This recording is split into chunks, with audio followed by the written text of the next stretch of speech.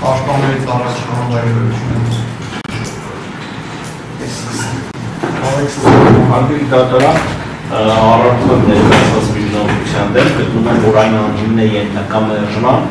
հետևյալ պատճառաբանությամբ։ Նախ դատարանը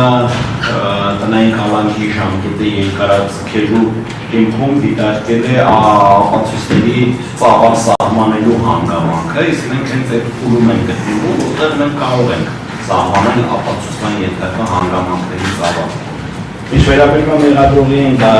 դատողություններին, որ օրինակ պետք է սկզբից հետազոտվեն գործի փաստաթղթերը, հետո նոր հարցաքննվեն վկաներին, քանի որ այդ վկաները պետք է այդ փաստաթղթերից բխող հարցադրումներ կան, այդ տեսակետի պաշտպանական կողմը համակարծիք չէ եւ գտնում է նման խափանման միջոցների կիրառման պայմաններում նման ապացուցման վերաբերյալ չի բխում մեղադրյալի շահերից, նաև չի բխում գործի արդյունավետ քննության շահերից, մեղադրողի դիտարկումները կարող են տեղավորվել բացառապես այն կոնտեքստում, որ կոնկրետ օրինակ դատական պրակտիկայում շատ են ունենում, կոնկրետ վկային հարցաքննելու ժամանակ անհրաժեշտ է լինում 1 կամ 2 էջ փաստաթղթի հղում անել, այդ փաստաթուղթը այդ պահին հետազոտվում է եւ այդ փաստաթղթից վկային տրվում է հարցադրումներ։ Այսինքն ինչա թե վկային պետք է տրամադրենք հարցադրումներ, դրա համար բռնեն 130 քանի հատուրանոց գործում արկա փաստաթղթերը ամիսներ շարունակ նստենք, հետազոտենք ու այդ ընթացքում պարոն Կարապետյանի պահին տնային կալանքի տակ, դա մեր մասած իրավաչափ չէ։ Բացի այդ, հարգելի դատարան, հարգարժան մեղադրողը բացատրել որևէ դիտարկում չարեց, որ այս ամբողջ ընթացքում, երբ որ երկարացվեց պարոն Կարապետյանի տնային կալանքի ժամկետը եւ սահմանափակումները որոշակիորեն վերանայվեցին, պարոն Կարապետյանը հանդիպումներ է ունեցել բազմաթիվ անձանց հետ եւ ըստ պրոբացիայի ծառայության կողմից տրամադրված տեղեկատվության որևէ խախտման դեպք չի գրանցվել։ Սա խոսում է պատշաճ վարչապետի մասին եւ առավել մեղմ խափանման միջոց ընտրելու հնարավորության մասին, հարգելի դատարան, 3 ամսվա մեջ շփվել նախընտրական շրջանում շփվել բազմաթիվ անձանց հետ, դրանց վերաբերյալ առկային շատ ու շատ տեսանկարահանումներ տարբեր սոցիալական ցանցերում եւ պրոբացիայի ծառայությունում չունենալ խախտման ձևական գոնե մեկ դեպք, դա իրոք խոսում է պատշաճ վարքագծի գերապահովված լինելու մասին։ Բացի այդ, հարգելի դատարան, հարգարժան մեղադրողը չհիշատակեց, որ վճարված է բավականաչափ խոշոր գրավի գումար, որը նույնպես շատ մեծ երաշխիք է հանդիսանում պատշաճ վարքագծի ապահովման տեսանկյունից։ Հետևաբար ընդամենը հնարավոր է վերացնել պարոն Կարապետյանի նկատմամբ կիրառված խափանման միջոցը, պահպանելով գրավը եւ վերջինիս արգելել ընդամենը գործով, չգիտեմ, 10 կամ 20 չհարցաքննված անձանց հետ շփվելու հնարավորությունից։ Այսինքն անձի նկատմամբ հնարավոր է սահմանել պարտականություն, որ պետք է չշփվես այսքան անձանց հետ, եթե շփվես հսկայական վճարված գրավի գումարը կդառնա պետական միջոց։ Ես կարծում եմ տնային կալանքի տակ պահել է իրավաչափ չէ եւ այն ենթակա է փոփոխման։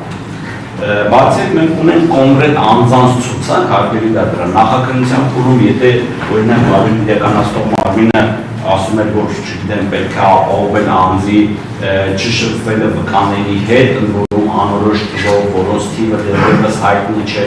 միտեղ որոշակիորեն հնարավոր է լինում դա հասկանալ, բայց տվյալ դեպքում մենք ունենք կոնկրետ անձանց ցուցակ, ովքեր որ դատակոչված են, եւ դժվար չի այդ դատակոչված անձանց ցուցակում հիշատակված անձանց հետ շփումը արգելել պարոն Կարապետյանին ու դրանով հարցի խափանման միջոցի հարցը համարել լուծված մարդիկ այլևս շփահել տնային կալանքի տակ։ Այսքանի գործընկերները կդրացնեն։ Շնորհակալ եմ։ Պատվարժան դատարան, ես եւս գտնում եմ, որ մեղադրողը ներկայացրեց միջնորդություն, Սամվել Կարապետյանին եւս 3 ամիս ժամանակով խափանման միջոցը վերջինիս երկարաձգել, մինչդեռ հարգելի մեղադրողը չներկայացրեց որևէ հիմնավոր պատճառաբանություն, թե օրինակ այլ խափանման միջոցները ինչու չեն կարող ապահովել Սամվել Կարապետյանի պատշաճ վարքագիծը։ Այն պայմաններում պատվաստան, ինչպես իմ գործընկերը նշեց, ես ևս պետք է անդրադառնամ, երբ շուրջ, եթե չեմ սխալվում, քարոզչության ժամանակաշրջանում Սամվել Կարապետյանի բնակության վայր են այցելել 20,000 եւ ավելի քաղաքացիներ։ Այստեղ հարց է առաջանում, եթե Սամվել Կարապետյանը որևիցե դատավարության մասնակցի կամ այլ անձի վրա մեծ ցանկություն ունենար որևէ կերպ ազդեցություն գործադրելու, արդյոք չէր կարող այդ անձանցից որևէ մեկի միջամտությամբ այդ գործողությունը իրագործել։ Բնականաբար չունենք պատասխան եւ չունենք որևէ փաստական տվյալ պատվաստան, որ Սամվել Կարապետյանը այս ամիսների ընթացքում գոնե անգամ իր կողմից մեկ փորձ է արվել դատավարության մասնակիցների վրա ապօրինի ազդեցություն գործադրելու վերաբերյալ։ Բացի դա պատվաստան դատարան մենք պրոբացիայի ծառայության կողմից նաև ինչին չառաջեց մեղադրողը չունենք որևիցե տվյալ, փաստական տվյալ, որ Սամվել Կարապետյանը օրինակ այդ ժամանակահատվածում որևիցե ապօրինի գործողություն է կատարել, որը նաև կարող է դրսևորվել, այսինքն այդ խափանման միջոցի պայմաններում գտնվելու ներքո խախտել է այդ պայմանը։ Եվ ի վերջո պատվաստան դատարան, եթե արձանագրենք, որ օրինակ մտահոգությունը մեր հարգելի մեղադրողի կայանում է նրանում, որ հարցաքննված վկաների նկատմամբ կամ օրինակ մեղադրյալների նկատմամբ կարող է Սամվել Կարապետյանը ապօրինի ազդեցություն գործադրել, ապա պետք է հիշատակեմ, որ դեռևս նախաքննության ընթացքում ոչ թե 1, 2, այլ 10-20, եթե ոչ ավել միջնորդություններ են ներկայացրել պաշտպանական կողմը, մենք փաստաբաններս յուրաքանչյուրս առանձին միջնորդություններ ենք ներկայացնել։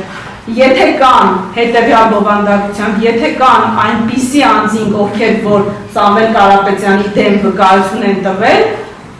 որպես այդպիսին մեղադրող ցուցմունքներ, խնդրում ենք ապահովել մեր կոնֆրոնտացիայի իրավունքը, մինչդեռ նախաքննության ընթացքում, ինչպես նաև նախաքննության ավարտին, մերժվել են մեր բոլոր միջնորդությունները, ինչը վկայում է այն մասին, նաև քրեական վարքի 135 հատորում չկա մեկ անձ, ում ցուցմունքը ուղիղ մեղադրական է Սամվել Կարապետյանի նկատմամբ։ Այդ պայմաններում արձանագրել, թե ում նկատմամբ այն պայմաններում, երբ որ որևիցե անձ մեղադրական ցուցմունք չի տվել, այսինքն ստացվում է Սամվել Կարապետյանը պետք է ուղղորդի խոչընդոտի որևէ կերպ, որ իր նկատմամբ արդեն իսկ տրված ցուցմունքները, որոնք մեղադրական չեն, դարձվեն մեղադրական, այստեղ էլ է անհասկանալի պատվաստան դատարանում, այս պայմաններում այո, տնային կալանքը ևս բանտային կալանքից ոչնչով չի տարբերվում, տարբերվում է միայն նրանով, որ գտնվում է Սամվել Կարապետյանը տանը, նման խիստ խափանման միջոց շարունակաբար կիրառել է պատվաստան դատարան որևիցե կերպ արդարացված եւ հիմնավորված չէ։ Եվ գտնում եմ, որ իմ գործընկերը ինչպես նշեց, այդ գրավի գումարի չափը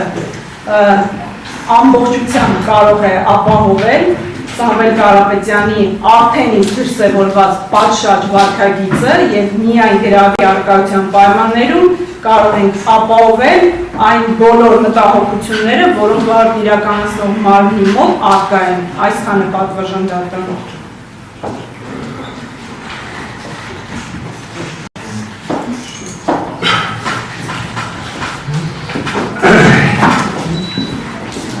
Շնորհակալություն պատվաստան դատարան,